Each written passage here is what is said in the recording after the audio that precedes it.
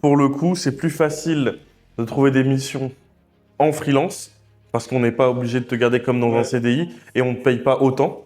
Et en plus, pour le freelance, bah, c'est 20 fois mieux parce qu'il peut chiffrer plus cher que s'il était en CDI, vu qu'il n'y a pas les charges derrière. Ah oui, non, mais de toute façon, être freelance actuel en 2026, je suis persuadé que c'est 10 fois mieux que de chercher un CDI parce que du côté des entreprises, elles cherchent des freelances et puis des CDI. Et du côté du freelance, bah, tu as toute la liberté d'être. Toi, tu es à Tenerife et tu peux bosser de ton ordi et t'es payé plus et parce que le patron a moins de charges et enfin, tu as tout ça. C'est dur parce que c'est pas pareil niveau closing ou niveau marketing. Tu vois. Moi, je cherche des leads qui sont capables de closer là maintenant en 3 jours. Et tu vois, pour moi, un lead qui a pas l'argent pour payer maintenant, c'est un disqualifié, tu vois. Mais pourquoi les gens font des bêta-tests sur des programmes à 500 balles ou 1000 balles et après ils sont à 5000? Bah, c'est parce qu'ils passent par des bêta-tests. Mais ça, les freelances, ils ont du mal à comprendre que, bah oui, on sait pas si t'es bon ou pas, donc faut que tu testes. Non, mais clairement. Clairement. Bah, sinon, tu vas toujours l'avoir, ton syndrome de l'imposteur. Oui. C'est ça. Et tes clients, ils auront jamais confiance en toi parce que tu l'as jamais fait. C'est ça qui est fou que maintenant, trouver un client, c'est plus facile que trouver un CDI. En Mais- réalité, oui. Merci l'État. Mais en fait, les CM, s'ils n'arrivent pas à eux-mêmes se trouver des clients, ça veut dire qu'ils ne peuvent pas le faire pour leurs clients. Donc la problématique est directement dans la compétence. Au final, tu as même encore plus de sécurité qu'être en CDI. Parce qu'un CDI, c'est ça. C'est que genre tu peux aller chercher 100, 200 000, 300 000 si tu veux, tu vois. Ou 10 000 si tu veux. Tu vois là, avec les datas, c'est fou. Ouais. Du coup, comment on peut voir bah, genre là que genre, on est la majorité de gens qui soient dans un secteur ou dans un autre, bah, ça explique qu'il y en a où c'est plus facile ou plus dur. Et donc en vrai, on ne devrait pas les accompagner de la même manière. Et avec Claude, du coup, tu peux vraiment brancher toutes tes datas et avoir tous ces rapports-là, alors qu'avant, enfin, genre, il fallait un mec dédié pour ça. Ouais, clairement. Et du coup, tu peux prendre toutes tes décisions comme ça. Et donc là, dès que tu vas pouvoir, tu vois, lancer ton tunnel et voir, bah, tu pourras voir directement les goulots d'étranglement. Ok, genre ça va, ça va pas. Avec des graphiques, avec des trucs. Au lieu de. Moi, au début, genre, tu vois, tu devais aller chercher sur System.io, après sur Notion, après sur machin, et mettre tout dans un enfin, tout dans un Google Sheet. Enfin, ça te prend un temps de fou. Oui, Et au bout totalement. d'un mois, t'arrêtes parce que ça te fait trop. Donc, Là, avec et ben, Claude, genre là, et tu vois, ce qu'on a fait à l'aéroport en mode vas-y, je mets tout mon business à plat, je regarde là où est le problème. En fait, le plus dur, c'est de mettre un max de contexte. Parce que si on le pose comme ça, c'est un problème de closing. Alors oui, on peut l'améliorer, mais en vrai, c'était pas un problème de closing. Et quand tu donnes vraiment tout le contexte, ok, 50% des leads n'ont pas d'argent, machin, truc, bah en vrai, non, ça veut dire qu'il close à 30%, donc tout va bien, tu vois. yes. Et donc là, on sait que c'est un problème de cible. Bah ouais, et donc du coup, il faut vraiment qu'on arrive à mettre toute une architecture data, ou qu'il ait genre vraiment tout le contexte pour pas qu'il puisse se tromper sur ce genre d'infos. Et si on arrive à tout relier avec toute une architecture data, c'est-à-dire que moi déjà je peux piloter toutes les boîtes.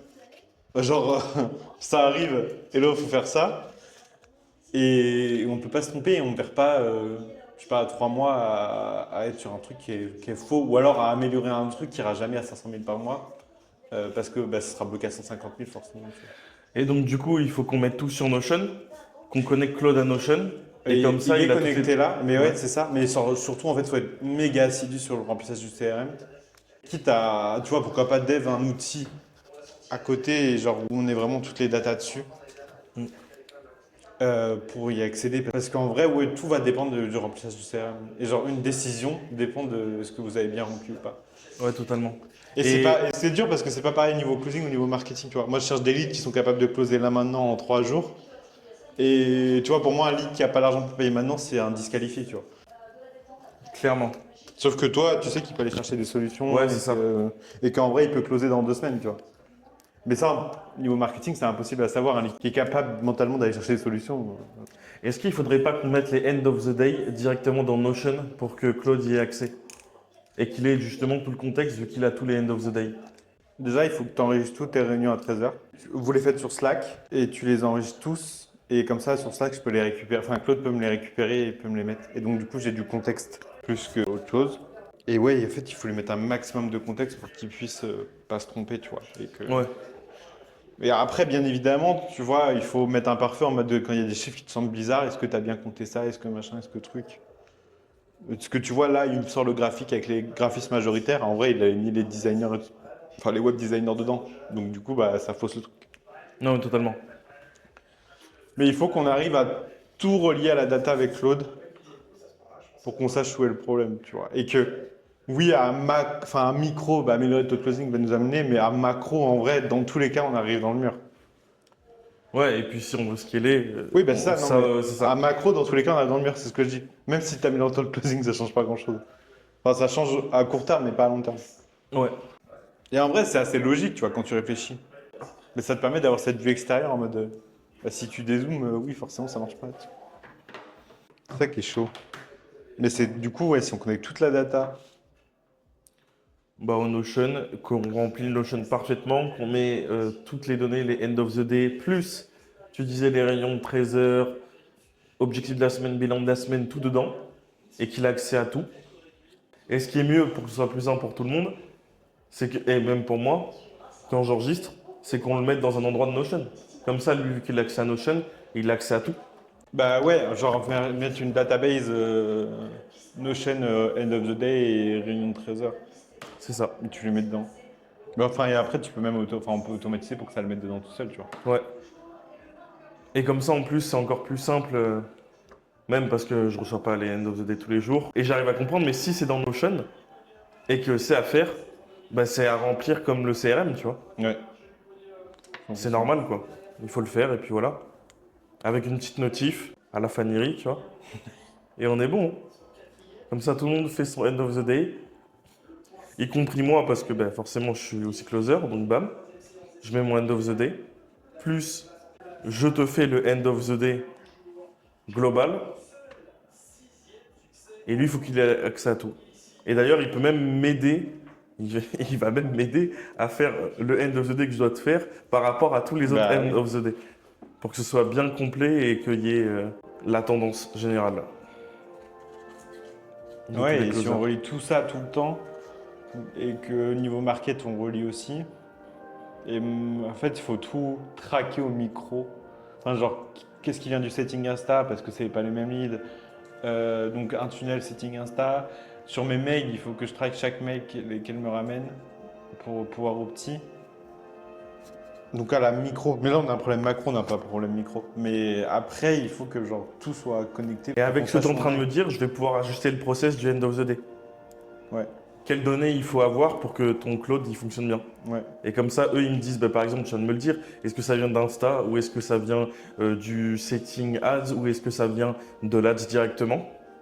Ça, ils me le disent pour chacun des calls. Ils me disent s'ils sont quali ou s'ils sont pas quali.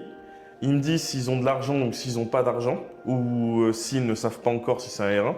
Et comme ça, on peut te remonter toutes les données. Mais oui, mais là, enfin, c'est forcément un problème structurel. On prend trop d'argent des gens qu'on challenge trop au niveau de l'argent à des gens qui, du coup, sont justement dans la galère et enfin, ça leur demande trop d'efforts. Donc, nous, au niveau marketing, il faut qu'on balance à mort pour closer un lead. Et au niveau closing, il faut être méga bon pour que. Ouais, bah pour qu'il Pour balance qu'ils tout ce close. qu'il a, quoi, Bah ouais. en gros. Et soit on va du coup avoir des leads, peut-être qui ont pile poil la somme de côté, mais Ouais, ils mais sont c'est dans chaud. l'urgence maximum. Et encore, vu Mais qu'ils ont pile encore de poil l'argent la de côté, somme de côté, c'est ouais. pas comme. Et Enfin, tu lui prends tout, ça veut dire, tu vois. oui, mais et en plus ils sont pas forcément dans. Enfin, tout dépend des profils. Mais il y en a pour eux, tant qu'ils ont de côté, c'est qu'ils sont pas dans l'urgence. Il y en a, ils attendent d'avoir zéro, quoi. Et là, ils sont dans l'urgence et donc du coup, ils peuvent pas. Déjà, nous, on prend moins d'encaisser si on parle pour le côté boîte. Mhm. Et eux, ça les met dans la galère parce que s'ils payent une mensualité, il faut qu'ils aient des résultats ultra rapidement.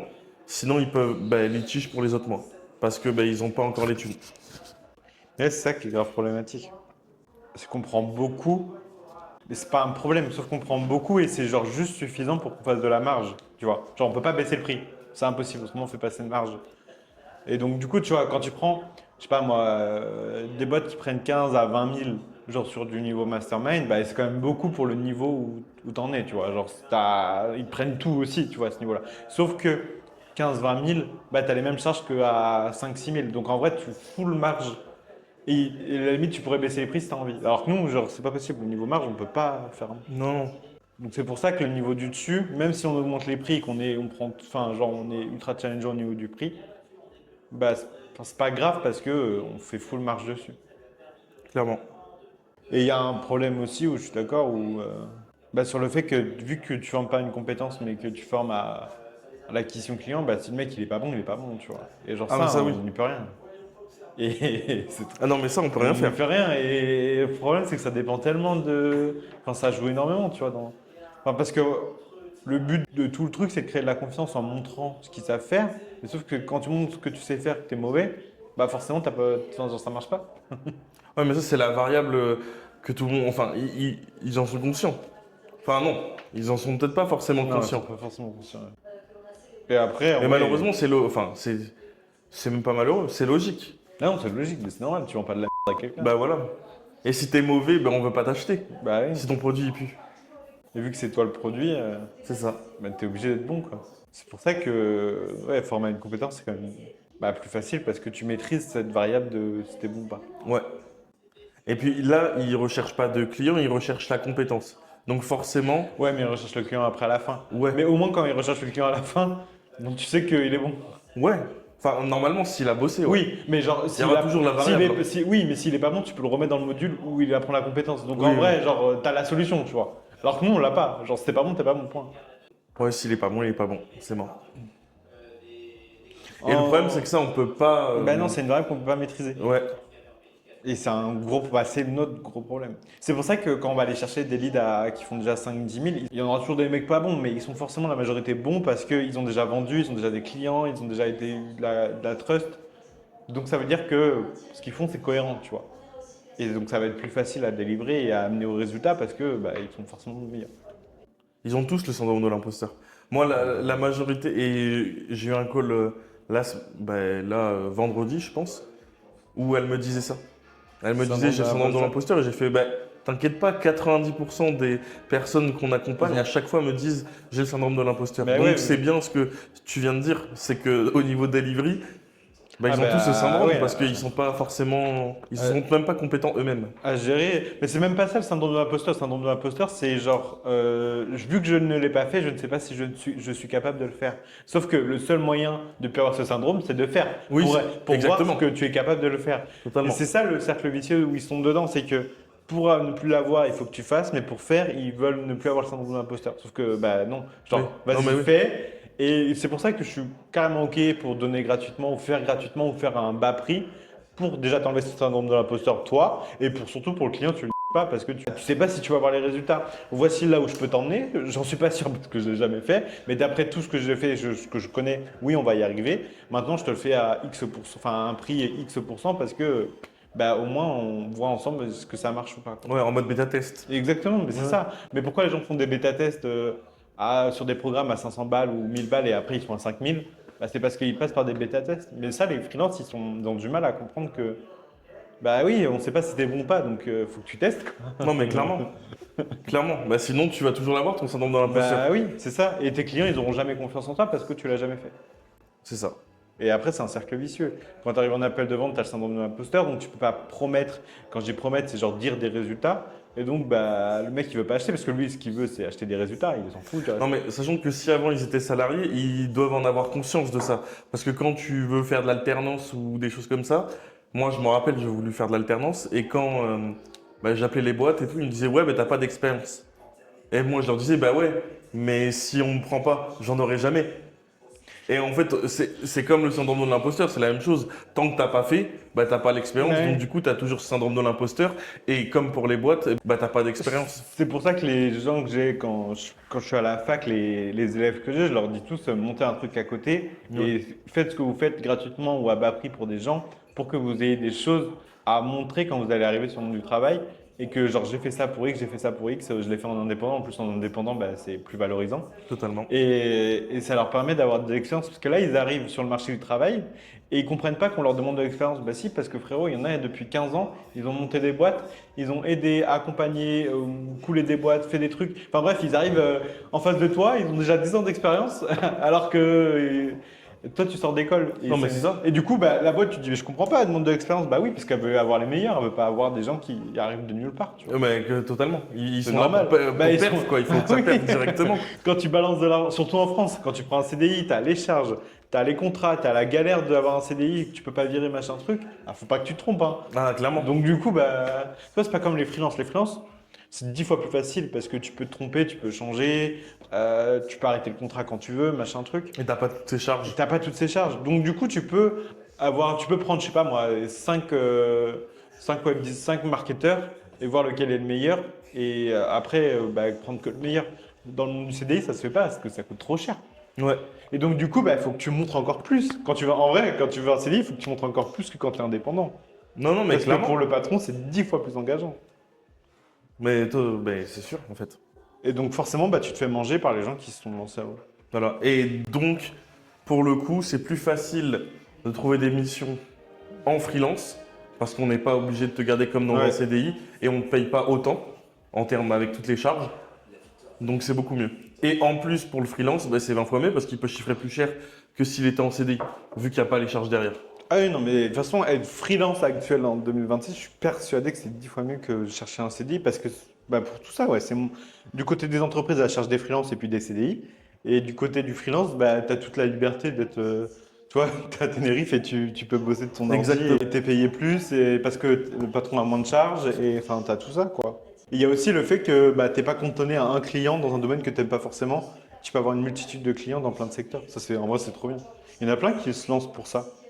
En mode, je voulais pas être cantonné à un secteur, j'aime bien toucher à tout, donc. Ouais, non, mais c'est sûr. Ouais, tu peux choisir avec qui tu bosses, Bah oui, c'est ça. ta cible clientèle. C'est ça qui est fou que maintenant trouver un client c'est plus facile que trouver un CDI. En réalité, oui. Merci l'État. C'est beau. Oui, non, mais c'est ça en fait. Avec toutes les charges, vous Sans faire facilitez la vie exprès, au freelance. sans faire exprès, ils ont facilité les freelances. Non, mais clairement. On en parlait hier, mais c'est quand même abusé. De quoi? C'est que du coup, on est d'accord que. Enfin, CM, oui, c'est pour donner de la visibilité, de la crédibilité à ton client, Ouais. mais c'est lui trouver clairement des clients. C'est de la croissance d'entreprise, hein, CM. Ok. Donc, quand tu disais tout à l'heure que, en gros, il fallait pas qu'ils soient mauvais. Mais en fait, les CM, s'ils n'arrivent pas à eux-mêmes se trouver des clients, ça veut dire qu'ils ne peuvent pas le faire pour leurs clients. Donc Ouais, ça, je suis la problématique est directement dans la compétence. Et entre guillemets, nous quand C'est pour on ça est que quand un forme, marketeur t'arrive en appel de vente, je te dis que c'est super dur et qu'il va te faire de l'ego. Parce que tu es en train de l'apprendre un truc qu'il est censé savoir faire. ouais, Un CM, c'est moins évident parce qu'ils en ont moins conscience. Mais un marketeur, il sait pourquoi il est là, tu vois. Enfin, il connaît son métier. Enfin, il sait pourquoi il est payé. Donc c'est pour ça qu'il arrive full ego quand tu lui donnes full valeur. alors que Mais je suis pareil. s'il est là et qu'il n'a pas de clients, c'est qu'il fait mal son marketing, sinon il le ferait très bien pour lui. Ça dépend parce que tu vois, si c'est un marketeur pour du e-com produit, c'est pas du tout la même chose que du marketing sur du service Ouais, B2B, du coup, ouais. tu vois. Donc en vrai, tu peux être spécialisé dans un domaine et je sais pas, fonctionner avec des millions de budget ads pour avoir fait du e-com, tu as des millions de budget ads sur du produit. Et donc ça se gère pas du tout pareil que toi freelance quand tu cherches du B2B avec pas de budget, quoi. Ouais, non, Donc mais en vrai, c'est ça c'est compréhensible. Par contre, si tu vises des freelances et que toi tu sais pas le faire pour toi, là c'est pas cohérent. Bah, Mais ouais. en fait, il y a deux domaines. C'est genre, est-ce que c'est ton métier ou pas? Est-ce que c'est ton domaine ou pas? Parce que dans le marketing, il y a plein de domaines. Tu vois. Mais là, pour le coup, les CM, Ouais. ils n'arrivent pas à le faire pour eux. Donc compliqué de le faire à des boîtes. Ou comme tu l'as dit, à part s'ils le font pour du produit. Ou du B2C. Ou du B2C, ouais. Même si, d'après moi, genre si tu sais le faire pour du B2C, tu sais le faire pour du B2B, à moins que tu vises genre du L'Oréal, Louis Vuitton, quoi. Mais Ouais. la vérité, c'est que si tu sais le faire pour du B2C, tu sais le faire pour ta cible aussi, tu vois. Parce que c'est du B2C en gros. Un patron, quand il ferme son ordi, c'est un B2C, tu vois. Oui, c'est pas non, un mais B2B. clairement. Et puis quand il va justement chercher sur Insta, LinkedIn, etc., ça redevient un B2C. Ouais, quelque mais c'est part. ça. Il n'y a pas énormément de changements entre le B2C et le B2B, à part le B2B vraiment ultra corporate, mais en freelance, tu rentres pas comme ça. Pour rentrer dans du B2B ultra corporate, genre au gros client, c'est soit création de contenu LinkedIn, soit bouche à oreille, et majoritairement bouche à oreille, tu vois. Mm. Mais autrement, pour tout le reste, c'est comme du B2C, c'est vraiment le même marché. Et après, pour ceux qui sont déjà 2, 3, 4, 5 000 euros de chiffre d'affaires, là, et qu'ils ont au moins cette base soit stable, soit les montagnes russes. Donc des mois à 2000, puis d'autres à 5, puis d'autres à 1000, puis d'autres à 4000. Là, eux, il faut qu'ils scalent et il faut mettre de l'ads, etc. C'est ça? Ben là, tu as plusieurs domaines. Soit tu as eu de l'acquisition LinkedIn, et genre juste faut mettre plus de quantité. Mm. Et tu peux mettre de l'ads, tu peux pousser même sur LinkedIn, hein, ça marche bien. Mais en fait, à ce niveau-là, souvent un problème de délégation, c'est-à-dire que tu as beaucoup de temps, enfin, tu passes beaucoup de temps sur tes clients, donc tu n'as plus de temps sur ton business. C'est pour ça qu'ils font des vagues. C'est parce que du coup, quand ils ont moins de clients, ben, ils ont le temps pour développer leur business, bam, ça remonte. Et quand ils ont full clients, ils ont plus le temps, donc bam, ça redescend et ça fait que ça tout le temps. Et la barre de 3 à 10K, elle est relou pour ça. Parce que justement, il faut apprendre à déléguer, sachant que tu n'as pas énormément de marge, donc il faut que tu délègues vraiment très intelligemment. C'est là où des cloud cowork et des trucs comme ça va changer leur vie parce que ce niveau-là, ben, ça va permettre de ne pas déléguer à des gens parce qu'ils n'ont pas le budget, mais de le faire en automatisant. Et après, tu commences à avoir un problème d'acquisition. Pour aller chercher 10-15K, ben, il faut quand même avoir une source de clients solide. Ouais. Et donc, en fait, tu as un problème d'offre et d'acquisition. Parce que du coup, à ce niveau-là, il faut que tu commences à faire évoluer ton offre à un vrai résultat. Voilà, c'est les résultats que j'ai eu pour mes clients, parce que du coup, ils ont eu des clients. Et là, du coup, tu transformes tout ça en mode, je t'emmène à ce résultat-là. Tout ton chemin client, tu le prototypes. C'est-à-dire que mon client, il va passer par A, B, C, D, comme ça revient à un accompagnement. Comme un accompagnement, et tu templatises le maximum de choses pour arriver où chaque client qui rentre chez toi, tu sais qu'il arrive au résultat parce qu'il va passer par toutes ces étapes-là. Sauf qu'à la différence d'un accompagnement, et encore pas forcément, mais du coup, tu fais une partie done for you où tu fais pour lui, et ça, c'est la différence de toutes les formations que tu peux voir à côté. Mhm. Et une partie done with you où tu peux rajouter de la valeur avec des choses où tu l'accompagnes à faire sur des domaines où ça touche à ta réussite client, mais c'est pas forcément direct à toi. Ok. Et c'est ce mix des deux qui crée énormément de valeur perçue parce que du coup, tu l'accompagnes sur un package global, tu as déjà eu des résultats, plus du coup, tu sais où tu l'emmènes. Et lui, il passe une expérience de fou, il arrive au résultat et après, c'est tout droit. Et après, tu passes en agence ou en hyper freelance. Ok. Et la différence d'un hyper freelance, c'est genre quelqu'un qui délègue pas sa prestation de service, donc il fait Ouais. toujours. Par contre, il délègue tout le reste. Et une agence, c'est quelqu'un qui délègue sa prestation de service et qui garde tout le reste. Ouais, donc En en fait, fait, c'est créer ça. son équipe, quoi. Ouais, c'est ça. Les gens ils disent ouais, je veux pas passer en agence ou quoi. En fait, un agence, c'est juste un freelance avec des sales, hein. Ah, ça a rien de plus, hein. Ok. Et du coup, tu disais, attends, j'ai pas compris, l'hyper freelance, c'est quoi du coup? L'hyper freelance, c'est du coup, tu es freelance, ok. Donc, c'est toujours toi qui fais la prestation de service. Par contre, tu délègues tout le reste. Ok. Tu as une assistante pour ça, tu vois, genre dans l'ad, ça se fait pas mal. Il y en a pas mal. Et genre, du coup, c'est pas eux qui s'étapent les comptes, c'est pas eux qui envoient les mails aux clients ou quoi. Des fois, c'est même pas eux qui sont en contact direct avec le client. Par contre, eux, ils ont la main dans le business manager, ils regardent ce qui se passe, comment améliorer la stratégie, tout ça. Mais ils s'occupent pas de leur création de contenu, machin truc. Soit ils mettent de l'ads, soit ils mettent quelqu'un pour ça. Ok. Le problème des agences, c'est que tu as un cap où tu commences à déléguer du coup la prestation de service, donc tu perds en qualité. Et ce cap-là, il est chaud à passer. Enfin, il faut que tu formes très bien. Il Ouais. faut que tu aies des bons process en fait. Ok. En gros, il faut que, moi je dis souvent, c'est ce que je disais à Amandine la dernière fois, il faut que ton fils ou ta fille, elle soit capable de faire la même prestation de service que toi, avec la même qualité. Et pour ça, il faut qu'elle ait des process où genre elle est juste à cliquer et à lire. Tu vois. Donc en vrai, ça se fait bien, mais il faut vraiment bien processiser. Et pareil, avec l'IA, si tu enregistres vraiment tout, si tu mets du cloud cowork ou quoi, bah, il peut te faire tous tes process tout le temps et tu n'as pas besoin de te Ouais, pencher tu là-dessus. gagnes un temps fou. Bah ouais, Clairement. il te fait tous tes process. Donc du coup, bah, toi, tu as juste à faire une fois et après ton process, il est fait. Ça qui est trop bien. Et du coup, après, tu passes plus du côté management des personnes qui délivrent, qui font ta delivery. Donc, Ouais. que tu as délégué pour. Mais par contre, toi, tu gardes ton marketing et ta vente. Ok. Ou alors tu as des sales. Parce que du coup, tu as un problème de sales. Et c'est ces deux dimensions-là qui sont cool. Après, ça, c'est un choix. Être hyper freelance ou il n'y a pas de bon ou mauvais choix. Tu vois. Le problème des agents, souvent, c'est les marges. Pourquoi? Elles savent pas gérer leurs marges. Du coup, en fait, elles embauchent plein de monde. Parce qu'en gros, le problème d'une agence pour scale, c'est que c'est de l'humain. Hmm.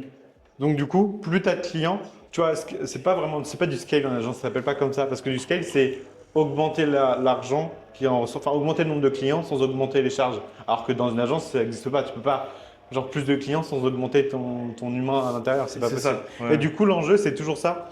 C'est les gens déjà, ils ne sont jamais payés upfront quand le client arrive. Donc du coup, ils doivent délivrer un service qui n'a pas été payé. Donc ils doivent payer l'humain pour délivrer le service avant d'être payé. Ok? Et donc si tu veux scale, bah, du coup, il te faut plus d'humains parce que tu vas anticiper qu'il y a beaucoup plus de clients. C'est ça. Donc du coup, tu payes plus d'humains et tu n'as toujours pas été payé par tes clients parce que des fois, ils n'arrivent pas ou le temps qu'ils arrivent, plus le temps que tu délivres ta mission et donc ils se font manger, ils ne font pas de marge. C'est pour ça que genre, faut vraiment avoir un business plan par projet. Genre, ok, un client passe par X, Y, Z étapes et c'est X, Y, Z étapes, ben, genre je paye un humain X euros dès que ça arrive à cette étape-là. Et donc du coup, tu as des coûts fixes en fait, tu n'as pas de coûts variables. Enfin, si, tu as des coûts variables, pas de coûts fixes, pardon. C'est l'inverse. Mais là, dans ce que tu me dis, en réalité, est-ce que la stratégie, c'est pas d'avoir directement l'audience avant de justement prendre plus d'humains? Pour avoir plus avoir d'acquisition. ouais, plus d'acquisition pour que derrière, après, quand tu recrutes, ben, tu as déjà les clients. Donc au final, Bah oui, mais les clients, quand ils arrivent, ils veulent le service. c'est pas faux. Donc, soit tu es bon en acquisition et tu mets une liste d'attente, et ça peut marcher, mais il faut que tu aies une vraie trust, c'est-à-dire qu'il faut que ça vaille le coup que j'attende de travailler avec toi, tu vois. Ouais, Et là, totalement. tu mets une liste d'attente, genre du Mathilde, elle peut mettre une liste d'attente, tu vois. Ça, c'est possible. Et du coup, ça te permet d'avoir ton acquisition full et après de pouvoir setup ton back-end avec des humains pour délivrer. Mais le mieux, c'est de délivrer au projet, en fait, avoir un coût variable.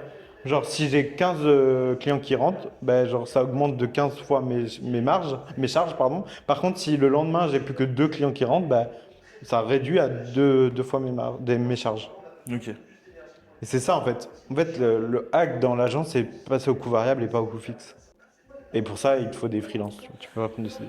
Et tu vois, tu parlais de liste d'attente, mais en réalité, c'est soit aussi bon, pendant une courte période, sinon forcément ça va avoir un effet sur la delivery, mais pendant une courte période, tu prends plus de charges de travail, de la surcharge même, j'ai envie de dire, de travail, et tu recrutes ben, rapidement pour t'enlever cette surcharge-là. Et Ouais, comme ça, au moins, il n'y a pas cet effet liste d'attente. yes. Le problème de ça, c'est que souvent, c'est comme ça que ça se passe. Ok, c'est-à-dire, j'en peux plus, je suis oversaturé, il faut que je recrute. Qu'est-ce que tu fais? Tu recrutes sur le tas parce que tu es oversaturé. Tu fais pas gaffe avec qui tu recrutes, tu baisses ta qualité de service et tu coules. Et ouais, après, au niveau de la delivery, Tu dois ça. jamais recruter en urgence. Ok. Ta boîte, elle doit toujours être en surhumain. Tout le temps, tout le temps, tout le temps, tout le temps. Enfin, si tu veux scale, je parle. Genre, si tu veux stabiliser, bien évidemment que c'est complètement con d'avoir trop d'humains, tu vois. Mais notre boîte est structurée pour faire 300 000. Genre, si on fait 300 000, on n'a pas besoin de plus d'humains. Pourquoi? C'est parce que du coup, j'ai recruté pour avoir arrivé à l'endroit où je veux arriver. Et donc, j'ai déjà les humains pour y être. Quand tu payes à la commission, au final, Bah, et les c'est ça, freelances. c'est des coûts variables. Oui, voilà, c'est des coûts variables. Et là, c'est l'avantage. Bah oui. Parce que donc, du coup, oui, tu payes au résultat et tu payes quand il travaille et au nombre de clients que tu lui donnes. Donc, tant que tu n'as pas les clients, tu ne payes pas. Et quand il y a les clients qui arrivent, Et ça te fait que tu as le temps de le former, tu as le exact. temps de setup tout, tu as tout et ça t'a coûté zéro, à part du temps. Et au moment où tu arrives, bah, c'est bon, tu as toute ton équipe, elle est déjà prête, tu vois. Genre, tu vois, le fait qu'on ait trop de sales, bah, au moins quand on sera à 300-400 000, bah, c'est bon, on aura tous les sales qu'il faut. Ils sont déjà formés. Et ils sont déjà formés. Mais par contre, c'est vrai que bah, là, ils ont pas, enfin, genre, il y en a, ils ont moins de rendez-vous que les autres, tu vois. Mais parce qu'ils ont le temps de se former. Alors que si je devais recruter dans l'urgence, bah, je mets du 15 rendez-vous à Aurélie alors qu'elle vient d'arriver, tu vois. Ouais, ouais, clairement. Et ça, c'est pas bon. Bah non. Mais je peux me le permettre parce que justement, c'est des coûts variables et pas des coûts fixes. Parce que si elle me coûtait un coût fixe de 3K, bah genre non, faudrait qu'elle bosse, tu vois. Faudrait pas que. Oui, bah clairement. Pour ça qu'aujourd'hui, même pour les boîtes, c'est beaucoup plus avantageux de prendre des freelances, mais que des coûts fixes. Bah bien sûr. Faut que tu aies le moins de coûts fixes possible. Pas compliqué dans une boîte, c'est ça, hein. Dans tout ce que tu vas prendre comme décision financière, il faut pas que tu aies le coût fixe. Genre, nous, imaginons que la boîte, elle redescend, je sais pas moi, à 20K par mois. Ben, genre, mes seuls coûts fixes, c'est les coachs et tout ça. Mais c'est même pas des coûts fixes parce qu'ils sont payés au live. Donc en vrai, je cut tous les coachs, je prends la place des coachs parce que ben, j'ai plus les finances pour les payer. Et on revient et en marge, je suis toujours bon. Donc, c'est-à-dire que même si je divise par, parce que 20 000, ça fait quoi? Divisé par 7, 8. Si je divise par 7 mon chiffre d'affaires, je fais toujours de la marge. C'est ça qui est ouf. Je peux pas me planter, tu vois. Je peux pas aller dans le mur. Ouais. Donc, Parce que tu fais tout le temps de la marge. donc là, tu te crées justement de la sécurité, en fait. Avec ça. Exactement. C'est pour ça qu'il faut jamais avoir de coûts fixes et que des coûts variables. Parce que pareil, les logiciels, tu peux les cut. Tout ça, tu peux cut. Et pour le coup, tu vois, les nouveaux freelances, ou ceux qui sont CDI, qui veulent se lancer justement en freelance, ils ont la mauvaise croyance. Parce que pour eux, c'est plus facile de trouver un CDI que de trouver des clients. Alors que là, avec tout ce que tu viens de dire, les coûts variables, ben, c'est 20 fois mieux Ah bah oui. de prendre un freelance. Bah bien sûr, parce que c'est un coût variable. Et puis même contractuellement. Si j'ai plus besoin de toi, de la collaboration, parce que j'ai plus les finances pour te payer, je peux te le dire, tu vois. C'est pour ça que tu peux avoir deux setups quand t'es freelance. Moi, j'aime bien faire ça, genre, bah, tu proposes un coût par mois, genre, c'est X euros par mois pour travailler avec moi. Et genre, si tu prends 3 mois d'engagement, bah, c'est moins cher. Comme ça, toi, ça t'assure 3 mois. Lui, ça lui fait un coût fixe pendant 3 mois, mais il paye moins cher. Et ça permet d'avoir ce mix des deux, tu vois. Mais bien, enfin, c'est plus facile de trouver un client en freelance que d'être en CDI, et en plus, t'es mieux payé. Ouais. Mais Et parce que si tu as un bon entreprises, système leur recrutement, d'acquisition, au final, tu as même encore plus de sécurité qu'être en CDI. Parce qu'un CDI, bah, c'est qu'il n'y a pas de limite. c'est ça. C'est que genre tu peux aller chercher 100, 200 000, 300 000 si tu veux, tu vois. Ou 10 000 si tu veux. Genre il n'y a pas de limite. Alors qu'en CDI, bah, tu vas prendre ton 3% d'augmentation sur l'année, voilà, quoi. Aligné à l'inflation C'est ça. et 3 chèques resto et merci, c'était cool. Puis après, ils Et font ton petit séminaire. licenciement économique. Et au final, tu n'as plus ta sécurité, quoi. Ouais. Donc pour moi, non, c'est pas plus sécuritaire d'être en CDI, tu vois. Mais la société le comprend pas. Et en vrai, je pense que les gens sont pas prêts pour ce débat. Mais vraiment, le CDI, c'est devenu plus insécuritaire que le freelance, avec toutes les stats qu'on peut voir. Et le futur, parce que le futur va aller à remplacer les CDI par l'IA et prendre des gens qui sont très bons experts dans un domaine en tant que consultant. Ouais, non, même pas en tant que consultant stratégiste. Ce sera des freelances, ce sera pas des CDI. Mais après, il y a la dimension des entreprises où enfin, elles sont nulles en gestion d'équipe, tu vois, en RH. Et du coup, elles ont peur de prendre des freelances parce qu'ils se disent ils peuvent se barrer du jour au lendemain. Bah ouais, mais frérot, si tu lui donnes ce qu'il veut, il se barre pas, tu vois. Exactement. Et toi, t'es content, t'as les Bah résultats ouais, bien qui sûr. arrivent derrière, quoi. Mais le problème des gens, des boîtes qui prennent des CDI, c'est qu'ils savent pas gérer de l'humain. Et donc, du coup, pour eux, c'est plus. Enfin, ils se disent dans leur tête, alors ils prennent des freelances maintenant, ils prennent plus des CDI, mais c'était plus sécuritaire de prendre un CDI parce qu'au moins, bah, tu le tiens, tu vois. C'est ça. Regarde, je sais plus, on est 18 ou 19 dans la boîte, en full remote. Je sais pas qui fait quoi. Genre, tu peux te lever à 11h, j'en sais rien. Tu peux te coucher à midi alors que tu t'es levé à 11h, j'en sais rien. C'est vrai, ça. Genre, je sais pas qui fait quoi. Et je pense que le confort de travail vaut mieux que l'argent. J'avais une discussion là-dessus. Je pense que le confort de travail vaut mieux que l'argent. C'est-à-dire qu'il y a une balance. J'en discutais avec ma mère parce qu'elle est en train de monter en échelon sur son dernier échelon là. Et elle me parlait d'argent parce que du coup, dans sa boîte, tu perds jamais ton salaire. Genre, si tu changes de poste, tu gardes le salaire où tu avais. Et ça pose des gros problèmes parce que du coup, tu as des managers qui sont en train de rabaisser parce qu'ils veulent moins de charge de travail, qui ont toujours le salaire de manager, tu vois. Enfin, aberrant. Aberrant le truc. Donc, du coup, tu as des gens en dessous de toi qui sont plus payés que toi. Et du coup, on parlait de ça.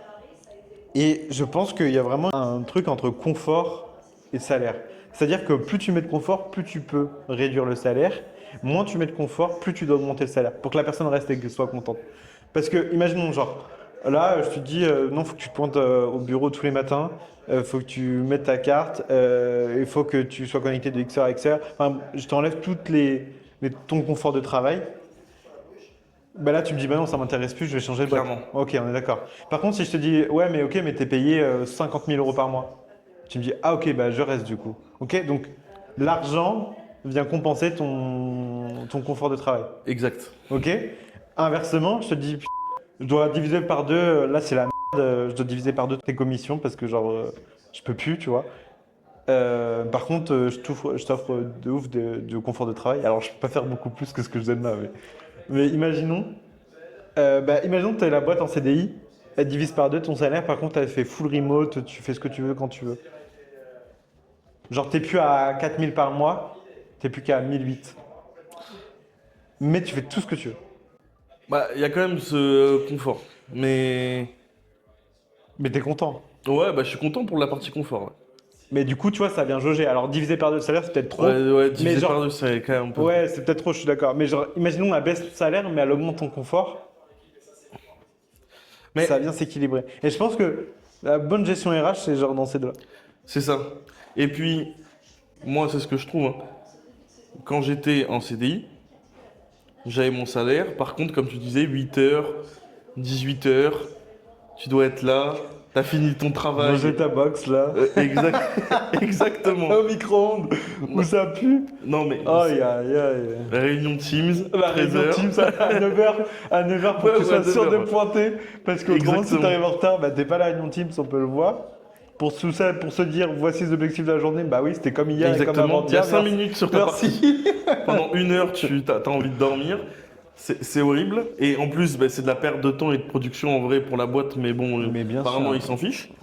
Et en plus de ça, bah, quand tu fais bien ton travail et qu'il n'y a plus rien à faire, bah, tu es obligé de rester.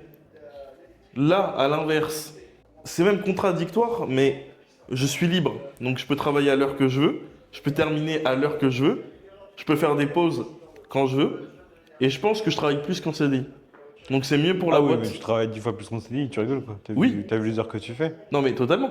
Mais Mais la c'est pas du liberté, travail, c'est de la passion. voilà. Tu vois, c'est ça Exactement. que je voudrais dire aux gens. C'est pas du travail, c'est de la passion. Et donc, du coup, tu peux taper 100 heures dans la semaine. C'est ok parce que, en vrai, c'est comme si tu te mettais devant ta play ou ta passion, tu kiffes ça, tu vois. Par contre, si tu kiffes pas ça, c'est impossible, je pense, de réussir. Ouais. Faut Non, vraiment non, mais que ça tu on est kiffes d'accord.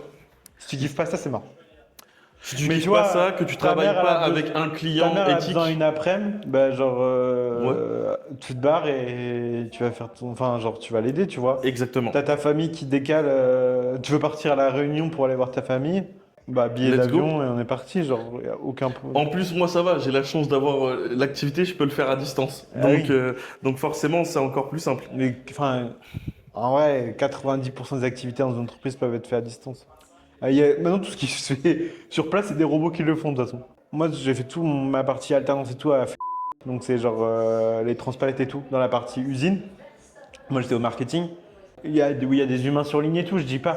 Mais la majorité, c'est des robots qui le font. Et dans 5-10 ans, ce sera que des robots qui le feront. Non, mais de toute façon, il y a une partie où vraiment, comme tu viens de le dire, c'est plus, après, ça devient de la passion. Et puis, tu es tellement libre que ça te dérange pas de travailler plus. Et puis, il y a aussi ce côté où, La là, tu performance. travailles pour toi. Puis il y a la performance, tu vois. Il y a la performance, tu travailles pour toi et uniquement, enfin, aussi pour ton client, bien évidemment, Oui, mais c'est normal. mais pour toi. Et c'est totalement différent que travailler pour un patron. Là, tu sais que tous les bénéfices, ils te reviennent à toi. Tous les efforts que tu mets, c'est pour toi. Et c'est pour que tu scales à l'avenir, etc.